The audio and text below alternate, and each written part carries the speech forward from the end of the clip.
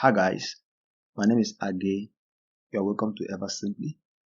Just as I promised in the previous video, in today's video we are going to be creating a Pywebio app, and we are going to be using a different scenario which will make us to explore more options of using Pywebio. So in this video we are going to use a student database system whereby we can enroll students and their details, subject, and assign classes to them an ID. Then we can list all the students we have in the database, and then you can verify a student ID to find out whether the ID for the student exists in the database, and as well you can add reports to that student using their ID, just we will have here on the screen. I'm not going to take much time to go through the writing of the code. I've written the code. At the end of this video, I'm going to drop the link, and then you can go and check everything that is there, and then you can also pause the video at interval if you are practicing along, so that you'll be able to see everything that I'm doing. Now, one of the requirements for you to follow up in this video is that you need to go and watch my video if you have not watched before, that I've created on how you can create a MongoDB account, okay, and download PyMongo, a Python module that you can use to connect to your MongoDB. So if I've watched all those videos, you are good to go. But if you're just starting with this video, you need to go to my channel and check those videos and watch them. So in today's video, I've created a database called a school. Then we have our collection of students. So this is the database we are going to be using for this particular tutorial we are doing in this video. So let's move back to VS Code. Then I will explain each segment of the code and what it is doing. Here in VS Code, the first thing I want you to do is what? Create a new file and call it what? studentdb.py. Then the first thing you need to do on line 2 down to line 7, you import all the modules. That is the input module, the output module, the start server config, and all the modules. We'll be using the time module, that is to get the current time you are registering a student, so that you can add it to the database too. Then you will, from PyMongo, you import Mongo client. Then on line 10, 11, and 12, we were able to call our client instance, which will pass our connection string. If you have not watched the video I did on how to connect your MongoDB to Python, go and check that video on my channel and watch it. Then we now call the instance of our DB, which is the school, and then the instance of our collection, which is what? Students. In order to center our buttons, I use this external CSS we have here. Okay, we use this to center our buttons and give them the width they have. Now, anytime you are using an external CSS, you need to what? You need to configure your application. So in this case, we are setting our theme to be dark theme. I already discussed about the types of themes and how you can make use of them depending on how your application is going to look like. And then in this case, we are going to use another configuration, which is the CSS style. Now we'll now pass our CSS that we just specify here into this configuration, and this has effect only on this background function. Now on line 26 down, we created a function called background. This is the function is responsible for putting the background of our application. Just the way we have here is responsible for putting out the background and everything that's inside. The function is responsible for that. Now we put a scope of background, which we pass some CSS to it, like the background color. We have the border radius, we have the linear gradient, and the padding of our background that we gave it. Now on line 31, we're making use of this scope we put here, the background. Okay, in Pywebio, you can initiate a scope, then use it later, or you can use the instance the way we use it here. But in this case, we have put the scope before, we have styled it, and now we are making use of the scope background. Then in the background, on line 33, 34, 35, we put the header, which we have here. Welcome to Ultimate Student Management System. That's what those lines are doing here. So we put our HTML, welcome to what the ultimate student management system. We styled it the way we want it to look like using the .style method. We now put another scope. Which is this blue bar you are seeing here, which is serving as our screen. Anything we want to output in our web app, we use this scope here to display it. Then coming down here, we use another scope which we call it what? CTA on line 45, okay, which is responsible for containing the buttons, the call to action buttons. That's CTA. These buttons we have here, they are responsible for that. The scope is responsible for these buttons we have here, okay, and each button is linked to a function. So the enroll student is linked to a function that is called what? Student enroll, which is down here. The student list is linked to a function called all student. Then verify identity is linked to a function identity, and then the report, which is on line 53, is linked to another function report. Okay, then we will now move down to writing our functions. So the first function we have is the student enroll.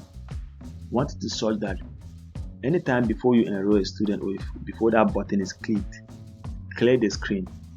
Okay, that's what we're clearing the display.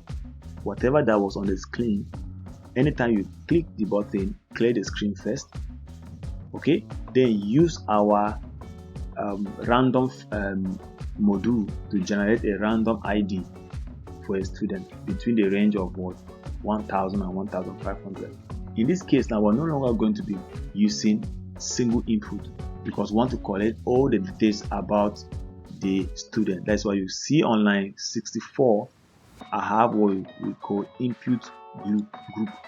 The input group is responsible for collecting all the student data. So as you can see, instead of putting in input one by one, we have an input group which has the name, age, class, section, and then the student subject, and then the student role in the class. Okay, so that is the function of the input group. Now at the end of the day, we use on line 75 to check whether the user submitted the data or he cancelled what the input he wanted to put in. If no data was submitted, okay, we will pass, and then we will do nothing and move back to the position. We'll explain this function POS later. It's at the bottom of the code. Now if the user submitted the information about the student, now if the information is not empty, then enroll the student. Create a dictionary which contains the name, the ID with their corresponding values as submitted. Then the next thing, you have to insert a student in the database using the insert one. Then if the insertion was successful, then pop up a message that was the student given the ID in the given class is added successfully, the way you have seen on line 92. Then move back to position. The next function we have is what? To list all students. Now for every function, before you start anything, clear the screen. Okay, clear the display. So you clear the display. Now you create an empty list on line 100. Then you will look through the whole database and find all the students given what name. Find the student's name, search through it by name, just as you can see here. Okay, and what we want to be displayed on the screen is what? The name, the class, the section, the ID. At the end of the day, you put all these things and append them to the table data we have up here on line 100. So you look through the whole database, collect the data, append it to our table data. That is what we're going to be displaying at the end of this loop. So if all the students are collected in the database that we want to display on the screen, then put the scrollable. Okay, this thing we have here, put a scrollable, because you may have up to 1000 students in the database which may not be contained on one display. So you need to have something that you can scroll through it. You are going to use a table because we have what? The name, the student, the class, the section, the ID. So we're going to display it what? In a tabular form. So we use what? Put table. Then we use our table data, and then we specify the headers, name of student, section, class, and ID, and want it to be displayed in what? In the scope display. The next block of code we have here is what? The identity. In the identity too, you first of all clear the screen. As a display, you will use the input group to get a student ID. Yes, I know you will say, why didn't we just use an input? But you find that if you use an input, you will not be able to cancel it. Okay, if you use only input, you have submit and reset. But what if you wanted to verify a student ID and then later you change your mind and you want to do something else? What will happen to this input that is popped up? But the cancelable argument is only available for input group. That is why we're using input group here for identity too, so that we can be able to cancel it. This cancelable equal to true is only applicable to input group, so that we can be able to cancel this if we don't want to enter input again. If a user submits input, then query the database to find out whether the ID matches with anything in the database. Just find one instance whereby the identity matches, and if something is returned from the database, which means if the value of your query is not known, okay, toast something on the screen that what the ID is verified. The rest of it is just styling and positioning. Now put the code, output the identity and the class and the age of the person you are verifying, then style it, text align center. But if identity is not found in the database, output an error that what ID is not valid. Okay, but if the user cancelled this input group just the way I did, if the user changed his mind and did not input anything, do nothing and pass, and then execute your POS function, which is what? To center back on the display, to scroll back to display. So let's say verify ID. Before, let's get one of our student ID from the student list. Let's pick somebody. Let's use this. Yes, let's use this ID 1134. So verify ID, I'm going to paste it, submit. You see it focus back on the display. Okay, then to tell me the person's name, Eke Chinedu Ezewani. The class is in grade 12 and the age is what? Is 13 years old. So let's move on to the next block of code, which is the report. So you have your student and you want to maybe add a report about them. And this project you can expand it. It could be you want to add their result, or a student committed an offense, or the person does something that deserves accurate or praise, and you want to add it to the database or against the person's name as the record. You first of all get the person's ID the normal way. If the ID is found in the database, then you now bring up these buttons again. We have a button for you to view the records that have already been there in the database. Then you have another button on line 147, which is to add a new report. And then we have another button on line 149, which is to return back to the home page. This set of buttons here are different from the ones we have up here. This set of buttons are different from these ones. Okay, so before you add these buttons, you clear the former ones we have. That's what we're clearing, the call to action scope. Before you put the new buttons, clear that scope and then put these new buttons. Now, if the ID you want to add report against is not found, then output that what ID is not valid. Okay, so let's try it out and see how it works in our application. So let's go on report. So let me use the one we copied before. You see now we have new set of buttons on the screen. So I can view the records. The student has no report in database records. Okay, I can add a new report. Okay, determine that what report is added successfully. Where is this coming from? Invalid request. You are not an admin. Okay, let's sort that thing out. Okay, let's try it again. Okay, we will need to run it again. Okay, so let's try it again. Now if you view records, you see that what the record we added, he is a good student, and then our timestamp was around this time and the date. So that's what it does. We are finished with the records function. Now the add report, we have already used it to add report. The next thing is what? If you submit an ID and we verify the ID, okay, clear the display. What you're going to do is check the database and then add whatever the person puts here. Add whatever the person puts here, the brief report. Okay, now the timestamp, we are going to use our date time. Then if report is not known, we will insert it in the database, whereby the ID we passed here matches the ID in the database. So we enter the record, we enter what? The time of the record, and then we put out a success message that what? Our report is added successfully. Then the rest is just styling, the width and the margin.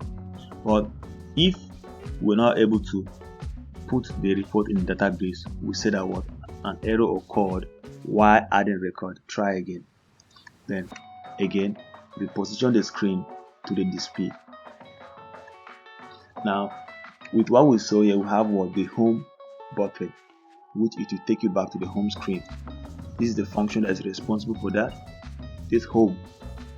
So once you click on go home, it will first remove the whole background scope. Then we will now restart our application afresh. We will now put everything on the screen again from default. Then this function that we've been using all this while, it is just a control function to return us back to the display. So anytime you execute this function, they will have it here in our program. It will go back to the display scope. Now last part of it, we will now start our server. Okay, and when we start our server, the application we are running is the background. Okay, with the background is the one that has the call to action buttons, has the display screen. So that was our main application. The rest they are just functions. Add report is just a function. Our main application is the background, which contains the background color, this header, the display, and the call to action buttons. So that's our main application. So we start server, and then since we are doing it in the development stage on our machine, we want to be debugging. In case there's an error, we should see it. Alright, so as simple as ABCD, that is the whole of our program. So let's hop back to my browser and then let's play around with it. So let's enroll a student. What's your name? So let's call her Glams. Oh, that is programs. Glams Victor. What is the age? Let's say 12. What is the class? Let's say 12B. Let's say 7A. She's in science. What are the subjects? Physics, further maths, biology, geography, robotics. Okay, what is the role? Is a student.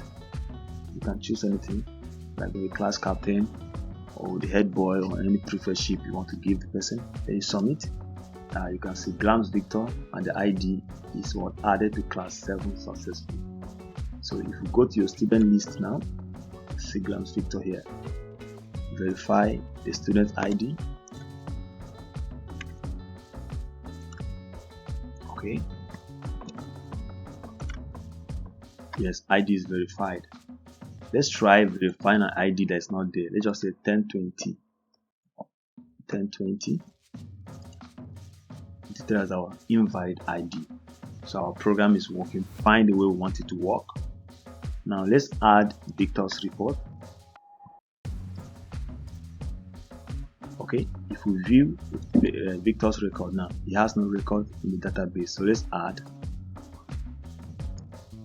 Report is added successfully. If we view his records now, we can see that he addresses needs to class and the timestamp is there. This is a very nice app, and there are a lot of things to be put in place.